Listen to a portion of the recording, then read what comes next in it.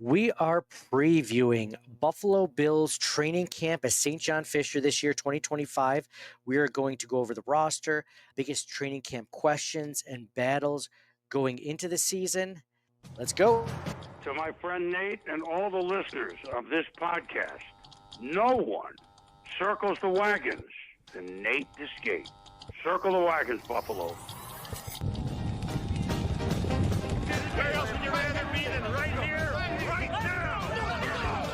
Hey, hey, let's go Buffalo. Hey, hey, let's go Buffalo.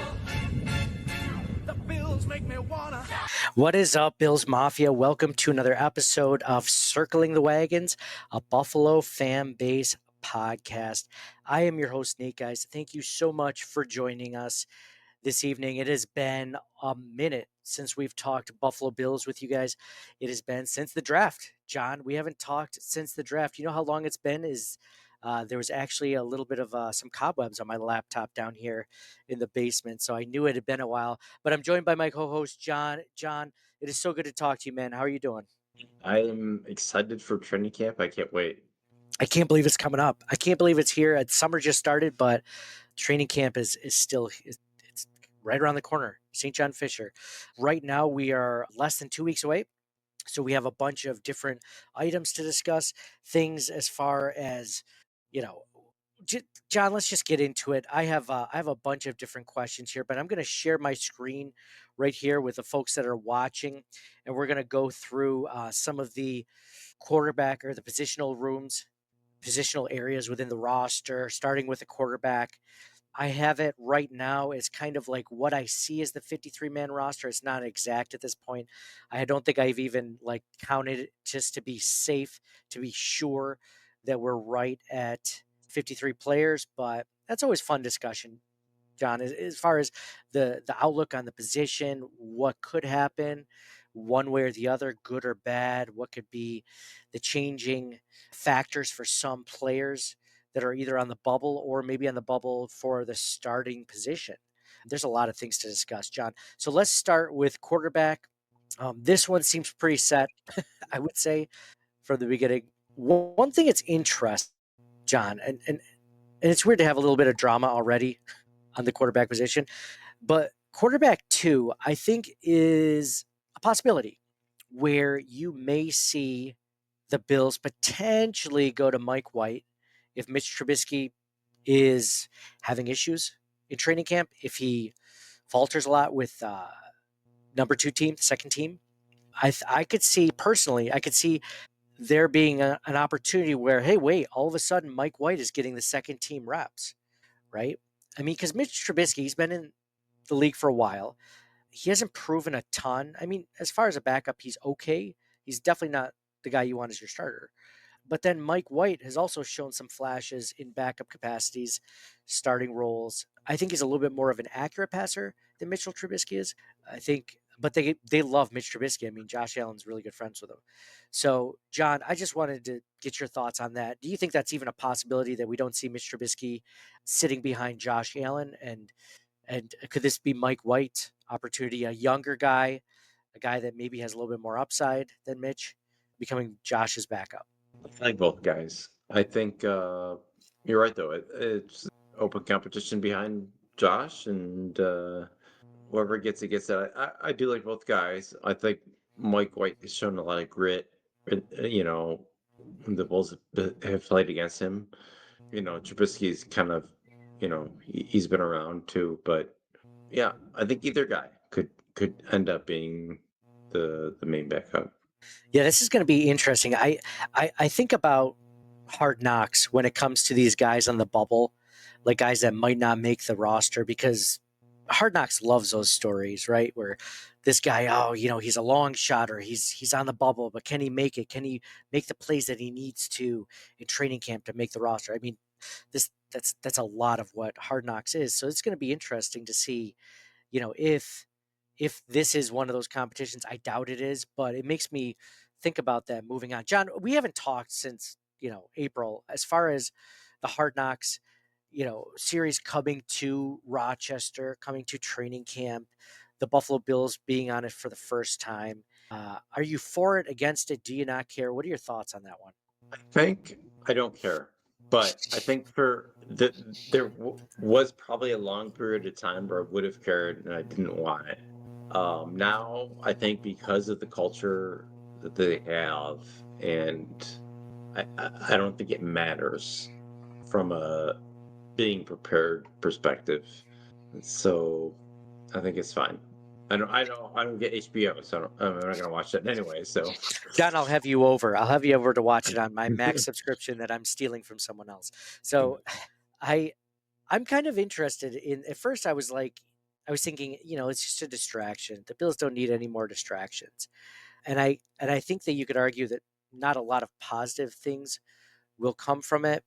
Uh, I think back to, which clip gets played the most of the recent Hard Knocks, where the Giants had like kind of like a preseason version of the Hard Knocks last year, and they were talking about how they should trade Saquon Barkley, and that clearly ended up being a very dumb decision for them. Great decision for the Eagles, but dumb on their part. And I could see an area where the Buffalo Bills maybe make a decision, or we see them in a non-positive light. But maybe that's not a bad thing, because I love the red and blue series that the Bills media team does. I think they do an excellent job. It's almost like it's in the Bills version of Hard Knocks, like every week. It's really cool. The problem is you don't see the bad stuff ever, like even things that could be marginally bad from that, obviously. So I think I think it would be cool to see like maybe something that McDermott does or the players do that you're like, oh, I didn't know that they did that. The extreme would be Sean McDermott, saying that the terrorists were, really good teammates and worked together really well. Like that would be a very bad moment. And I don't think that they would show something like that. I know that the team gets final say in what gets put in.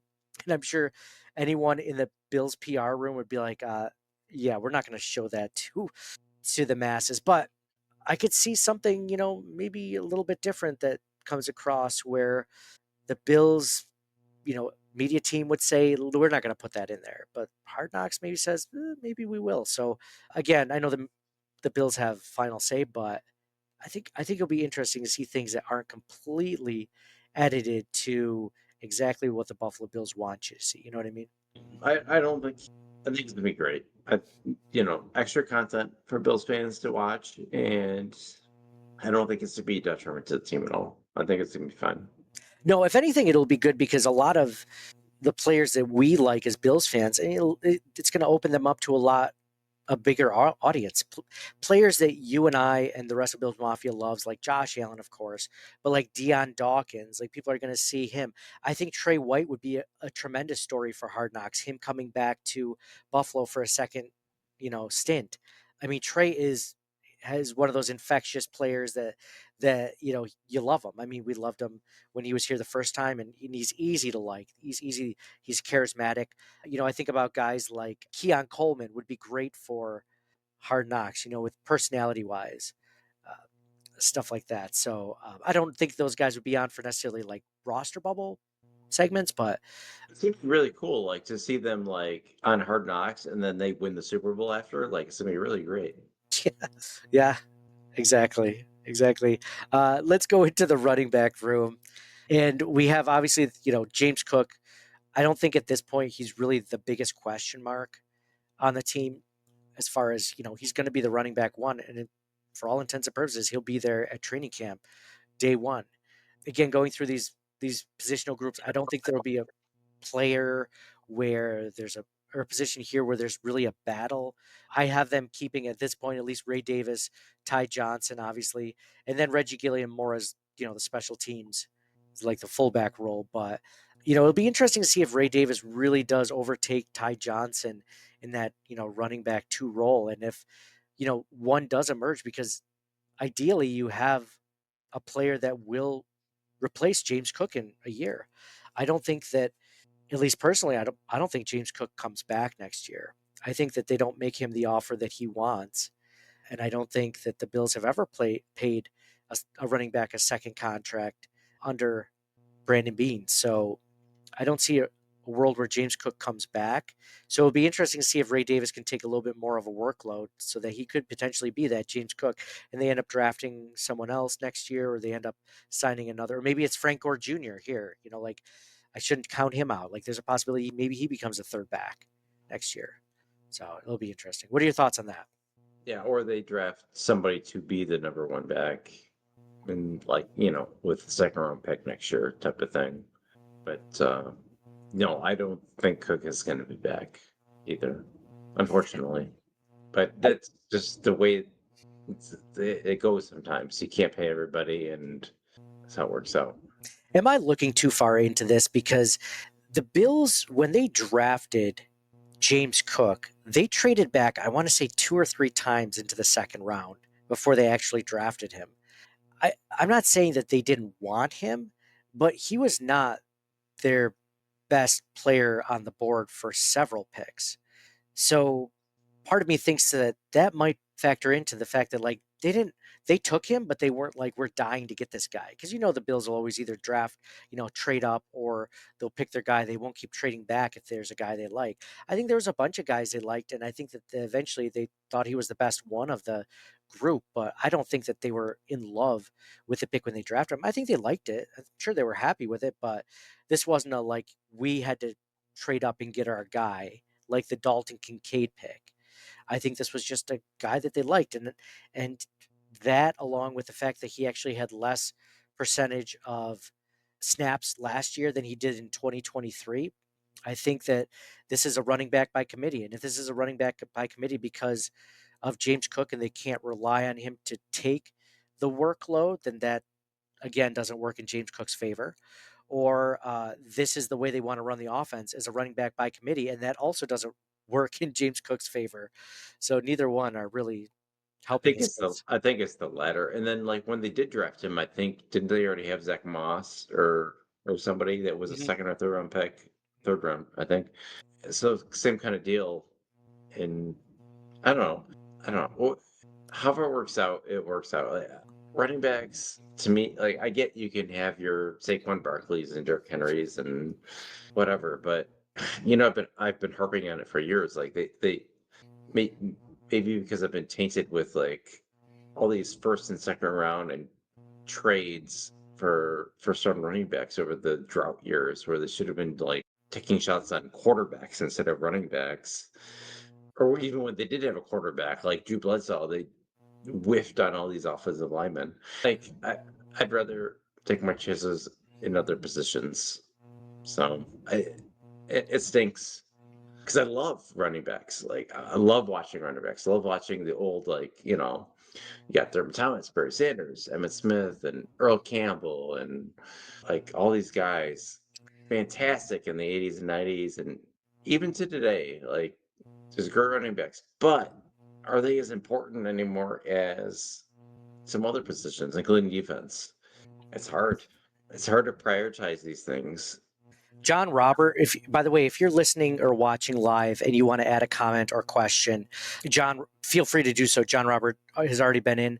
He came in again. He says Cook only played 47% of the time last season, which is a great stat because if you look, Joe B did a great article about this. If you look at the top 10 highest paid running backs, all but one have over 60% of the snaps on offense. So you're talking, like you said, Derrick Henry, Saquon Barkley. Derrick Henry, I think, was the only one that was like at 57%, but all the other ones were above 60%.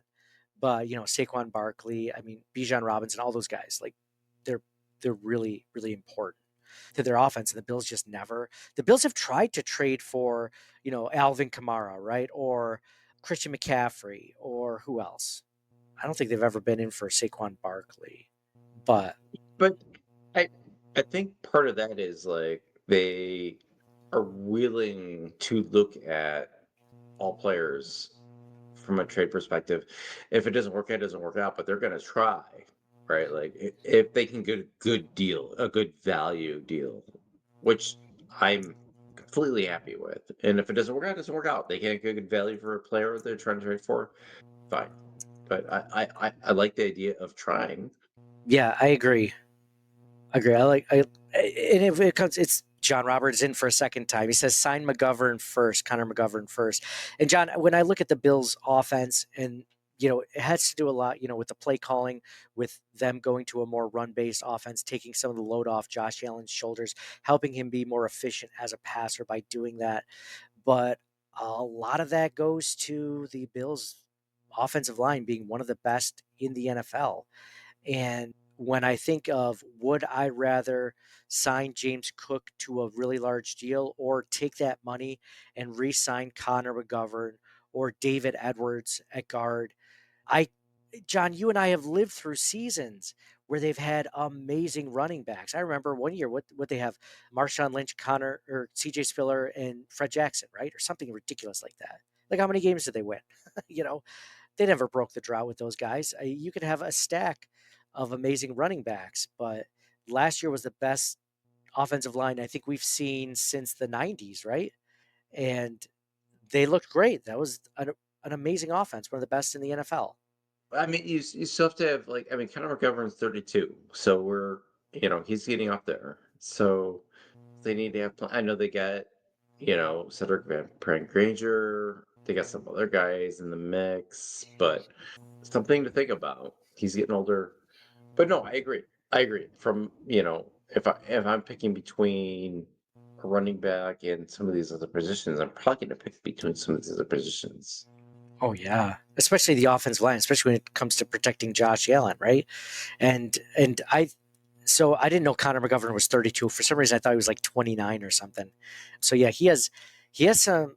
I'd be interested to see. I think Josh Allen makes a decision on this one, because if Josh Allen wants his center back, I'm sure they'll do it, right? But it will be interesting to see. Now I'm going over to the interior offensive lineman. Alec Anderson is still around. Cedric Van Prank Granger is a player that I'm really going to be interested. So when Bills fans are, watching and reading articles about what's going on at camp, I think that we should be paying attention to Cedric Van Prank Granger. Is he playing with the second team, which I expect he will be, but is he playing with the second team? How is he doing with this? How is he doing with the team? How is he doing with the players there, with Mr. Trubisky, with Mike White? How is he doing blocking? How is he doing, because that was when Van Prank Granger was selected last year, 2024 draft, I liked that pick a lot. Even though it was a 5th round pick, I liked it a lot. As a guy who spent all his time playing center at Georgia. And at the time, we didn't know who was going to take over for Mitch Morris. So I think Connor McGovern's done a good job. It'll be interesting to see where Van Prank Granger goes from here, because the Bills will need someone to take over at center if McGovern gets hurt. Who does that? Does Alec Anderson do that? Who takes over at center? I think last year, what was it? Will Clapp, I think it was last year. Not 100% sure, but so I think that we'll need to see a lot from him. And I think Van Prank Granger is going to make the roster. It's just a matter of, will he get more playing time at guard or center? Does he make Alec Anderson, which I show right here, does he make him replaceable as the 6th offensive lineman on the team? And then I think there's other. Anderson was like the cultist number a lot for the 6th offensive lineman lots of times last year. John, guess how many times the Bills ran 6 offensive linemen on offensive snaps? If you were to guess a percentage. 70%. 70%. So I won't tell you what the Bills' percentage is, but the next highest percentage of teams running 6 offensive linemen was 6%. So that was it was the Miami game where Bass kicked the 63-yarder or whatever. And it felt like every single play they're like, I don't remember Alec Anderson's number, but it was always Alec Anderson every single time. Oh, he's eligible, blah blah blah blah, every single play. And I was like, they're running 6 offensive linemen every single play. Maybe it was just that one game they did it, but the game that it was at, but it felt like it was every play. Yeah, it did. It felt like it was way more than so it ended up being. So you want to give a real guess, or you want to go with 70? Another guess, I should say. Well, based on the game I was at, it felt like 70. I don't know about all the other. It ended up being about 14%. So, more than twice to the next team. And I think that's something that sounds like they're going to continue to do. So the question is, I have a couple of questions when it comes to this, and we won't know until the season starts. But will they finally, for once, throw to the sixth offensive lineman as he reports eligible? Because that would just throw a wrinkle in where one of my biggest criticisms of Joe Brady is I don't think he's creative enough sometimes. I think that in the Kansas City Chiefs game, they ran, the tush push play or whatever, the Buffalo Bulldozer 4 times. And I think it worked once maybe. Like, this is the time, man, to pull out all the stops. Like, they're a well-coached team. The Chiefs are a well-coached team. They know what you're going to throw at them. You have to put in a wrinkle every once in a while that they're not expecting. It was the same place every time. They didn't even try to run to the right side. So anyway, It's a chess game, and sometimes you don't call it right. John, when we talked about the Bills draft evaluation last time in April, Mookie came on and he brought up a good point, Mookie Hawkins from Bills Buffalo fan base, and he was talking about why the Bills lost like every playoff game. And he said people are going to say the defense. And he kind of like pointed at coaching. And this is a completely different conversation altogether. It's more of an in-season conversation, but I brought this up before on social media, but I want your thoughts. Is people say the defense has been the issue, and then they also point to coaching. You look at last game, when I think about the defense, I think about Christian Benford going out of the game, right? Within the first quarter. Like, that was huge. That was detrimental to the Bills losing. Real and playing is not good idea. Not good sign. But that's a coaching issue. That's why would they put a guy who looked so awful at times during the game and keep him out there? Why didn't they replace him or put in another player? Who would you put in? I'd have put in Cam Lewis. I'd have put in. Cam Lewis is already in though, wasn't No, he? he wasn't. He wasn't in for anyone else at that He point. wasn't already playing. No, I don't believe so. Who's the other cornerback that they had on the roster? They don't have him anymore. No, Jamarcus Ingram. I'd have put Jamarcus Ingram in over at the. I mean, at some point you're just like, man, like, how can it get any worse? I do think it is. I would definitely lean that way, like defense / coaching. It's not Josh Allen, obviously. No. Like, so you can say who it's not, right? It's not Josh Allen. It's not Khalil Shakir. It's not James Cook. I think. Well, so here's a question: what would have to happen for this year for Sean McDermott to get fired? Because I've always been a proponent of Sean McDermott because I remember what it was like before him when every other coach came marching in and they were just from Rex Ryan to Shane Gailey to Dick Duran to, I mean, all these guys, they just weren't that good. And Sean McDermott is definitely the best of the bunch, but there can be something to be said that perhaps the Buffalo Bills. So I think the one saving grace in my mind is, so if you go back to like the few years back, they had a really good defense and they all aged out. And this was supposed to be a year in transition, mostly because of the defense and some of the receivers. So they definitely reloaded on defense this year, both in free agency and with rookies. So you got to kind of give him another couple of years to redo that, right? He's the defensive-minded coach. Get the defense back on track while Josh Allen is in his prime, and there you go. Like, you can't mess with that, right? Am I wrong? I don't think you can, but I got to be honest, losing to the Chiefs in the playoffs is getting kind of old at this point. I'm not ready to move on from McDermott, but what happens if it happens again and we lose by 3 points again? And, we look at another situation where, like the year before this last one, I remember the Bills not wanting to play Dorian Williams because he was a rookie, but they were willing to play an injured AJ Klein who had just got off the couch a couple of weeks earlier. I mean, to me, it's like, well, that I don't get decisions like that and decisions that end up hurting the team, in my opinion, going into it. I think he does a great job with culture. I think he builds a good team around him, but I think do you think he just lucked into Josh Allen and No, most of us are like, well, I mean, McDermott's great because Allen is great. no, I don't think it's. I don't think it's. I don't think it's that. I think the Pagulas lucked into Sean McDermott. To be honest, I mean geez, if you look at, I don't follow the Sabres closely at all, but I follow a lot of fans on social media that are Sabres fans, and they hate what's going on with the hockey team. And from what I've heard and what I've read from them, I mean, how do you not hate what's going on over there? It's pretty bad. So no, I think Sean McDermott is a good head coach. I think he's top 10. I think he's higher than what Pro Football Focus ranked him as, one of the top returning head coaches in the NFL. I think he should be up there. Do you think But he's higher than any coach the Bills have had since at least Marv Levy? yes, I do. Okay, so that's all we need to know. I do, but I mean, John, how many times is this going to happen? Are we going to let out another 3 seasons? Like you just mentioned, Josh Allen's prime. Like Josh Allen's prime. He's about halfway. He's halfway into his career right now, if not a little bit more than halfway. So would you say? I mean, how many years does he have left in his prime? 3, maybe 2, 2, 3, and then it's going to start to. Say that 5 or 6 at least.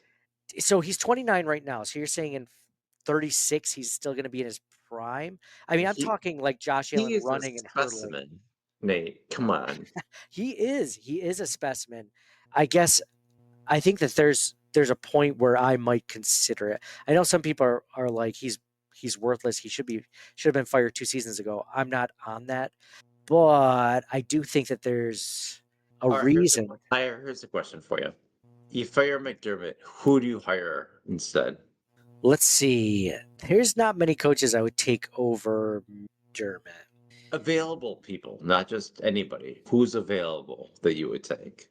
I don't even know who's available at this point, but or who's even on the hot seat. Who's if you were to give me like a choice, like guys that I would possibly consider, I mean, I think about like Dan Campbell, right, or Jim or John Harbaugh. Obviously, Andy Reid is never going to be available, of course, and I don't think the Harbaugh brothers anytime soon. Man, there's not many that I would know about that you would take. But sometimes, John, you just need a guy that just comes in with the right X's and O's right after a coach gets fired and the culture is still there for one more season to take it. Or you could just go through 10 more coaches in 20 more years. And But don't you think that's kind of dependent on the fact that like Josh Allen as quarterback will probably never lead you to a season that's less than the postseason, right? Like, don't you think that's almost a given unless you I, have I, com- I can agree with that. completely inept coaching? You'll always be in the playoffs with Josh Allen. Unless there's a major injury or completely inept coaching, you'll be in the postseason. Now, given that, the Bills have never been a 1 seed. So, what's the difference between them going in as a 7 or 6 seed versus a second or third seed? I, I mean, home field advantage, of course, but You know what stinks? Just before the Bills got good, they changed the rule from they let an extra team in the wild card, and they decided, oh no, we'll only have one team have a bye. And the Bills would have had a bye week lots of times as the second seed. the Bills might be in the Super Bowl at least once at this point if they had gotten the bye week for sure. For sure. They've had injuries that deep into the season where that would have helped so much. Mhm. That's another thing that how can you blame Sean McDermott for some of these injuries that the Bills always seem to run into at the end of the season? I mean, we haven't gotten into it. So John, let's start. I don't want to hit on I want to hit on more positions before this, but like let's look at the wide receiver room. I mean, you're looking at injuries to Keon Coleman, Curtis Samuel last season. I mean, those were huge injuries that affected those players. Like I think it was week 10 for Keon Coleman and his what was it a knee injury, I believe, or was it wrist injury? I can't remember. Shoulder injury. I can't remember exactly. He's a risk. Yeah. It was a wrist. And then Curtis Samuel had turf toe like right before training camp or during training camp. And he never was the same. And even at the end of the season, he started to look a little bit better. But I mean, that's a nagging injury, right? The Bills just cannot get good luck with that. So health is going to be a huge thing again going into the postseason this year. But John, here's the wide receiver room as I have it: Khalil Shakir, Keon Coleman, Curtis Samuel, Elijah Moore, Justin Palmer, and Laviska Shenault, just as the kick returner for now. But I can easily change that out if we find someone, if they end up going with Ty Johnson or something like that. I don't know Palmer, but 1, 2, 3, 4, 5, 6. Yeah, I mean that's 6 receivers right there. So it's gonna be tough for the depth behind that to make the roster here. Those I know guys aren't making it. Tyrell Shavers isn't making it. Tyrell Shavers, Caden Prather was a 7th-round pick. They got, Jalen Virgil, KJ Hamler, Christian Wilkerson they brought in. Yeah, it's tough for those guys. I know there's practice squad opportunities. If anyone makes it over Laviska Shenault, or if they add a 7th receiver, I think it's Caden Prather. I mean, why wouldn't you want to keep your rookie, on his rookie deal, right? I mean, no one's going to poach him though off the practice squad. He was a 7th round pick, so I think Yeah, that it's tough. He's 7th-round guy, but yeah, it's a weird situation where like we're kind of unsure, like as fans, of the top of the receiving core, but at the same time, they have a lot of depth, so it's a weird situation. But I like it. I like that they have Shakir and Coleman. I still like Coleman a lot. He played really well before he got hurt, so I'm still high on him. And then between Palmer and Moore, if just one of those guys flash, I think we're gonna be fine. And then you still have Curtis Samuel, who was also hurt last year. Yeah, this is interesting. So I just see a comment from John Roberts. Shavers is playing better than Chenault so far. That was not the case in minicamp. Tyrell Shavers, by reports, he wasn't playing that well. He had a few easy drops, and this was a guy that we were kind of hoping would take the next step and could potentially be a fringe player. Now he can still make it up in training camp, but he's kind of working with on a step back already from, I'd say, Laviska Shenault, maybe even KJ Hamler right now. So, I mean, this is a guy that I like him. His one target was a reception and a touchdown in week 18 last year. So, how can you not like that?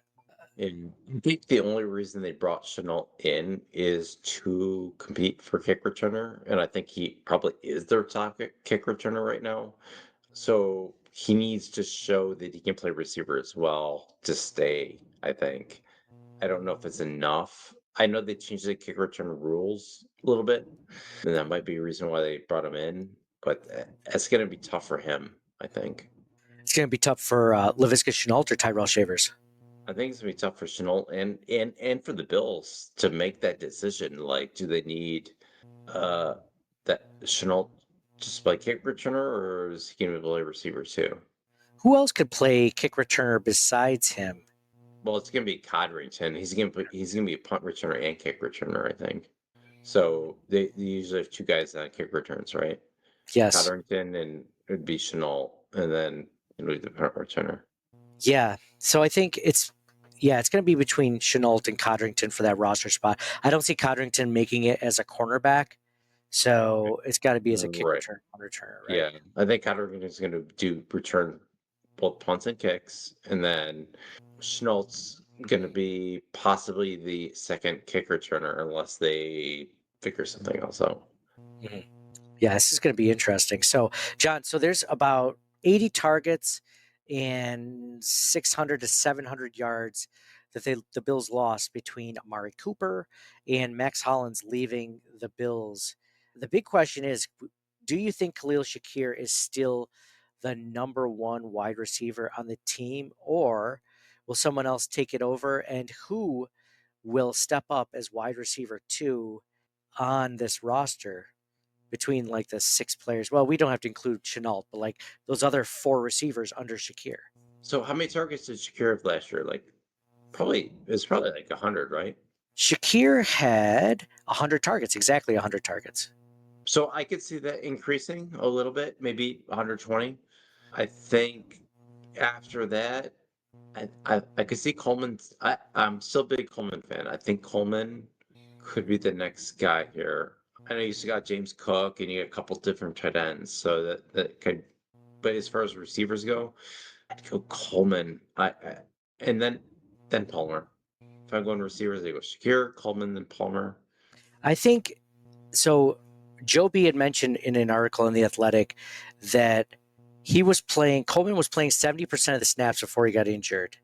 And if he had played the whole season, he would have, on the pace that he played the first 9 games or whatever it was before the injury, he was, let's see, on pace for, I want to say, a 900-yard season. Let's see. I can't find it. I can't find that stat, but it was something like he was on track for 900 yards receiving, which would have been more than all the Bills receivers. It would have been more than Khalil Shakir, even, who had 821 yards receiving. So I think that I agree with you, Keon Coleman. And then I think it's going to be interesting. I'm not willing to write off Curtis Samuel at this point. I think he's kind of like an X factor. But right now, man, the hype is around Elijah Moore. The hype is around him, what he can do, and how he seems to fit with this offense. What's up to Scott from 24/7 Buff Pandemonium? What's up, dude? Says, what's up, fellas? And yeah, I think Elijah Moore, Curtis Samuel. I mean, I'm kind of excited, John. I think this is going to be an interesting receiving core that they have, and I think, man, It's gonna be everybody eats just like before, but I'm gonna put Palmer over more than Samuel for targets and receptions, but we'll see. So I mean, well, the starting 3 really are, if you're going to run a 3 receiver set, you have Khalil Shakir in the slot, Keon Coleman as your X receiver, and then Justin Palmer as your Z receiver, right? So like those guys should be on the field. Then it's just a matter of, who works in, because Curtis Sand. What's Josh that? Palmer. Josh Palmer. Oh, sorry, Justin Palmer. Who's Justin Palmer? I don't think he exists. It's been on the screen the whole time. I didn't even see it. Thank you. I mean, I've made the same mistake with Spencer Brown. What'd you used to call him? Spencer Johnson? I don't remember. It might have been. Yeah, Spencer like Johnson. I'm looking at it on my screen and like it says Spencer Brown, but I'm saying something completely different.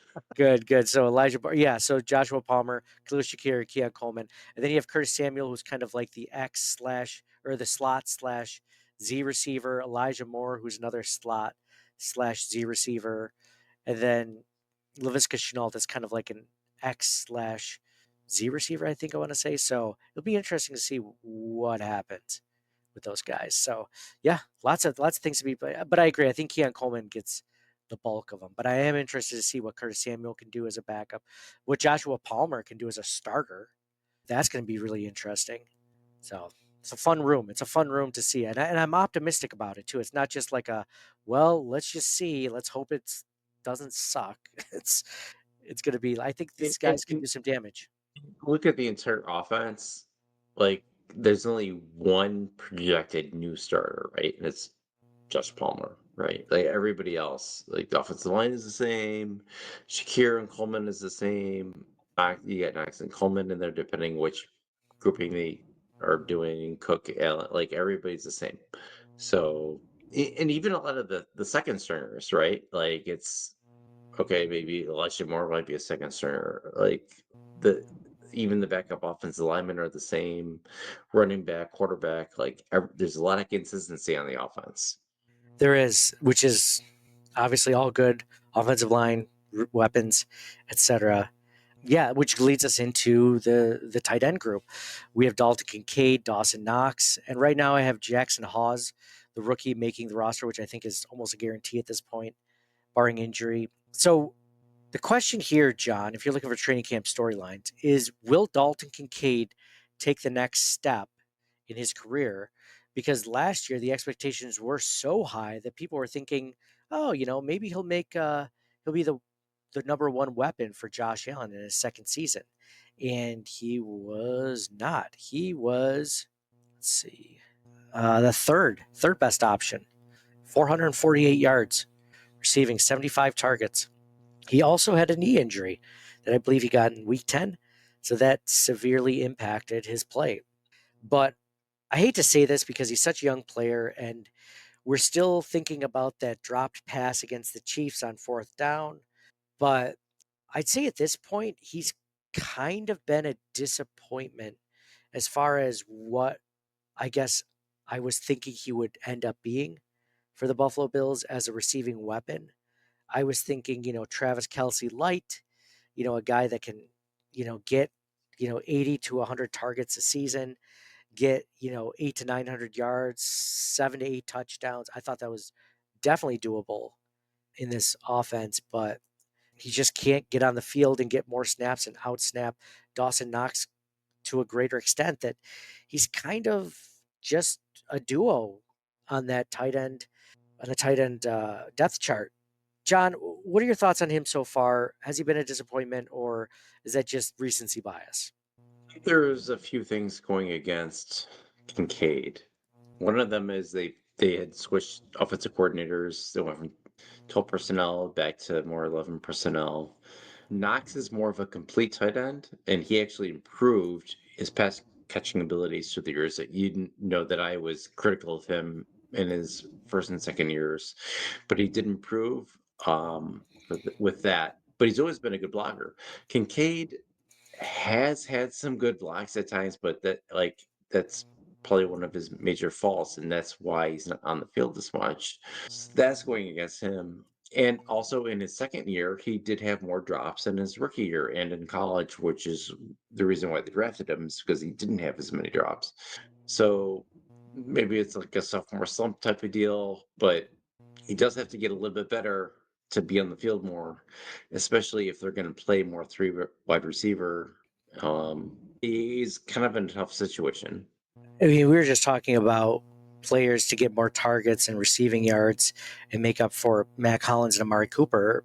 I mean, this Kincaid might be one of the beneficiaries in that realm and take off. I don't know if he'll ever be an 8 or 900 yard receiver, to be honest, at this point. I'm just with the way that they use him, the percentage of snaps he's getting, I don't know if he'll ever be that guy. But I'm optimistic because I think a healthier version of him in 2025 will be a big deal. I mean, we just mentioned Keon Coleman being injured for the second half of the season. Curtis Samuel, Dalton Kincaid was another guy that got injured, and he was never quite the same after. But it'll be Still like interesting. Kincaid a lot, and obviously, I mean, they drafted him in the first round. They traded up for him, and I don't think that was unwarranted. I think he's still a really good player. It's just how they use him and everything else. Like everything's got to fall into place. It's a tough league. Does it feel like he could have a third year bounce back like Spencer Brown did? Like, remember, Spencer Brown became like a really good right tackle. He went from being like, is this guy gonna see a second contract, to like after his third year being like, this guy's good. This guy's actually really good. He took a leap in his third season. Could Dalton Kincaid be the second year player that gets that bump to becoming one of those players for the Bills in his third season? And then we're looking back at the end of the 2025 season saying, why did we even for a second doubt his talent? Because he had it there all along. He just needed to put it together. I could see Kincaid being one of those players. Absolutely, yeah. Yeah, definitely. So then I have Jackson Hawes making the team, the Bills' 5th or 6th round pick. I think he's a 5th round pick this year. Tight end out of Georgia Tech, I believe. Third round pick. Was he? Jackson Hawes is not a 3rd round pick. Pretty sure it was a third round pick. Landon Jackson was their 3rd round pick. Jackson Hawes. No, I put it. No, I wrote it down wrong. 5th. You're right. 5th. 5th. Georgia Tech, right? Yeah. Let me. It's my sheet here. Sorry. All right. 5th. Done. Yeah, I'm glad we could live update your spreadsheet on the podcast. Thank God. Jackson Hawes, here's another opportunity for a guy who's like a really good blocker. He reminds me of when the Bills had Lee Smith on their team, who wasn't much of a receiving weapon, but was a really good blocker. Jackson Hawes is a guy that isn't a bad receiver. He just hasn't gotten a ton of opportunities. So the ability could be there. It just hasn't been utilized. But this is one of those things where, John, I was talking about using 6 offensive linemen earlier. Maybe Jackson Hawes is the tight end they bring in to be that 6th offensive lineman for more of a blocking role. Like that's something they could do. Maybe they take out Dalton Kincaid, who's not the best blocker. They put in Jackson Hawes and Dawson Knox. Those guys just barrel down, some linebackers and safeties.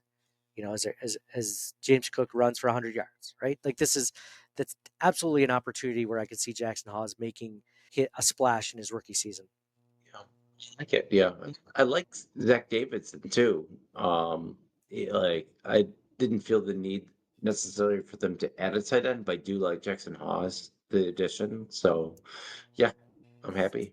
So if you're watching us live, I have the spreadsheet shown where the black line is basically the divider between where I think the active roster will be. So I don't have Zach Davidson making it, but obviously I have Jackson Hawes making it. In the next line, John, we're not going to be able to get through defense tonight because we're already at 50 minutes and we haven't even finished the offense. Great conversation. So I'm super glad we're doing this because I think we're hitting on almost everything. But let's go into offensive tackle. Obviously, Deion Dawkins, Spencer Brown, those are a given. Tylen Grable, the what was he, 5th-round pick 2 seasons ago out of UCF, I believe, tackle who was doing really well last season before his injuries happened. In training camp, he was looking good. People thought he was going to take over the swing tackle job over Ryan Vandemark, and then the injury prevented that from happening. But Tylen Grable, it would be interesting. I'm going to be watching him closely to see how he does because there may come a point where the Bills cannot keep both Deion Dawkins and Spencer Brown. And when that day comes, do they have somebody to replace either or, which will be interesting. So that's much more long term, but I'll be paying attention to that. Chase Lunt is a guy that I could see being on the roster bubble. He's a 6th-round pick out of UConn. Tall guy, big guy, just doesn't have a ton of experience. Is not the most. I want to say they used him more in a run heavy offense, so I'm not sure his pass blocking is quite there yet, but it'll be interesting to see. So then you have Ryan Vandemark, who was a swing tackle last season. Will he make the roster? Will he make it over Chase Lunt? Will they decide to keep Chase Lunt as a rookie because he's on that rookie contract? Ryan Vandemark, from what I've read, is really much more suited for a left tackle, so he's not really the true swing tackle. Will that inhibit him or prohibit him from making the roster? We'll see. We'll see. But it's a good, John. If you were to say which positional group has the best depth, I feel like offensive tackle might actually be one of those positions. Whereas for years it felt like we didn't have any of those guys to even play starting roles. Now we have 2 really good starters, a promising young swing tackle, a rookie, and then another young tackle that we really like in Ryan Vandemark. So I think this is a good group. If they don't end up keeping Ryan Vandemark, I can definitely see him being on the trade block because what team wouldn't want to trade for a potential starting left tackle? Offensive line in general, I think, is their biggest depth strength, I'd say. If they were trying to trade somebody out of all the players that we've mentioned so far, Ryan Vandemark is easily the best trade target. If they were to try to trade somebody who could be because you're not trading Chase Lunt because he's unknown. He's a rookie. You're not trading Tylen Grable, again, unknown. He hasn't started. Ryan Vandemark has actually started in the NFL, and he was halfway decent doing it when I think it was Deion Dawkins was out, or Spencer Brown. I can't remember, but he looked pretty good. I want to say it was against the Chiefs, which that's no small feat going against Chris Jones on certain passing downs. So What's the offensive lineman they traded and became like a Pro Bowler or something? Wyatt Teller? Browns or something? Yeah, Wyatt Teller. Oh, okay, yes. So you're thinking Vandemark's the next Wyatt Teller? Thanks, John. I'm just, again, it was Teller. What Teller's a 5th-round pick? I can't remember. Yes. Yeah, 5th-round pick. Yep. What was Yeah. Vandermark? Undrafted. So he at minimum, instead of an all pro, player like Wyatt Teller, he'll at least make the Pro Bowl every season. So we got that. He's my trade target for, and I can't remember the last offensive lineman being traded in the preseason. I want to say it was Cody Ford, right? I think that was the last offensive lineman he traded. So yeah. Interior offensive lineman, and then we're going to end this one. I have Connor McGovern, obviously, at center, Osiris Torrance at right guard, David Edwards at left guard, which John Robert brought up earlier. If the Bills do not bring back David Edwards, who's going to replace him on the offense? Because both Connor McGovern and David Edwards are up for new contracts next season. So that'll be interesting to see. Maybe they keep one, maybe they keep both. Alec Anderson right now I have as the 6th offensive lineman, but the 4th guard. And then Cedric Van Pran Granger as the backup center at this point. So this is how I have it. This is actually very similar to how Joe B had it in his athletic article. But if it were up to me as of right now, if I could keep only 10 offensive or 9 offensive linemen, right now I have us keeping 4 tackles and 5 interior offensive linemen, centers and guards. I think I would choose to keep Ryan Vandemark and then possibly let Alec Anderson go. So we're keeping how many offensive linemen? 5, 9. 9. 6, 7, 8.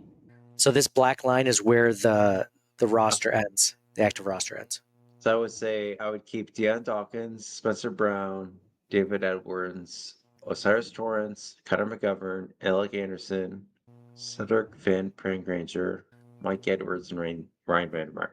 Is that 9? That's Did 9. you say Mike Edwards? Yeah. You would keep Mike Edwards on the active roster? It would be between Mike Edwards and Chase Lunt, probably. So what about Tylen Grable? You keep him, right? That's that last spot, right? It's between Mike Edwards, Tyler Grable, and Chase Lunt. Oh, but to me, it's That's no the last- contest if that's that's the what you're last doing. They also have Travis Clayton. It's a freebie, right? Because the international Yep. IPP, whatever that stands for. Mhm. So he's in the mix.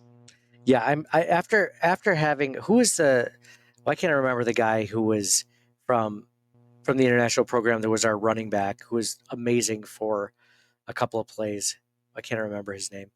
God, it sucks getting old. Everyone that's listening to this right now is just like, oh, it's like, isn't it? What's his name? Can you think of it? A running back? Yeah, running back Christian Wade. Oh, Remember okay. Christian Wade? Yeah. Yeah, he was like the international player at the 2022 or whatever. It's like an official IPP thing. I think it was he just happened to be from Australia or something. Who, Travis Clayton or Christian Wade? That running back. No, he was in the IPP program. Oh, was he? Yeah. Like how far does the IPP thing go back? Because I don't remember that being a thing for that long ago, right? It's like a recent thing that they started.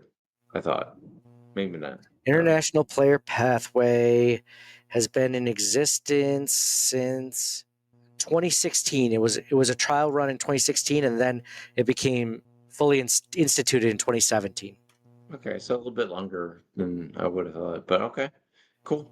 I only like remember hearing about it like as they were drafting these guys in the 7th round, like, oh well, he's an IPP guy. You're like, well, okay, well, what does that mean?